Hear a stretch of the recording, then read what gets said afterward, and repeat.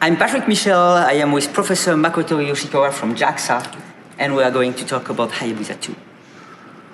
Yes, so it is a sample mission return. Now tell us a bit more about the samples. Yes, so Hayabusa2 spacecraft went to Astro Ryugu and get a sample from there. And yes, this is one of the biggest samples, real-size samples, very black. And now many scientists are analyzing this, and they already found some amino acid or other elements. Yeah, so this is absolutely amazing because these are the first samples from a carbonaceous-rich type asteroid that were returned to Earth. So this is the first time we can analyze in the laboratory these little samples and determine the actual composition of these very dark type objects. So this is one of the biggest sample, and this is the same one multiplied by 10 in size, just to show the characteristics and the structure. So we analyze the structural properties of these samples, and basically the shape and the morphology is about the same as the shape and morphology of bigger boulders on Ryugu. So we believe that these samples, although we just got back a small amount, but very big, 5 grams, bigger than what we hoped for, they are representative of the material of Ryugu.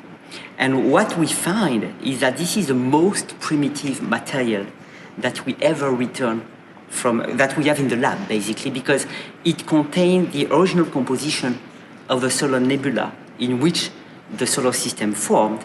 And it is very, very, very old, very, very old.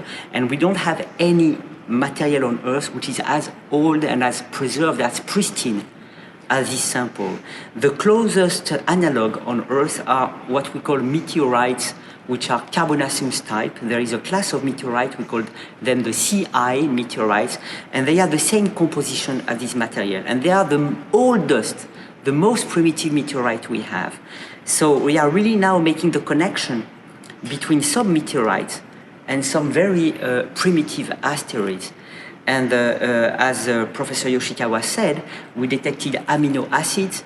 They also contain water, so we can make the link between these samples and the emergence of life on Earth, and check whether these scenarios that say that maybe life emerged on Earth thanks to asteroids impacting the Earth at the end of the formation of the Earth and maybe bringing all the elements that made life emerge. So we are trying to verify that with these samples.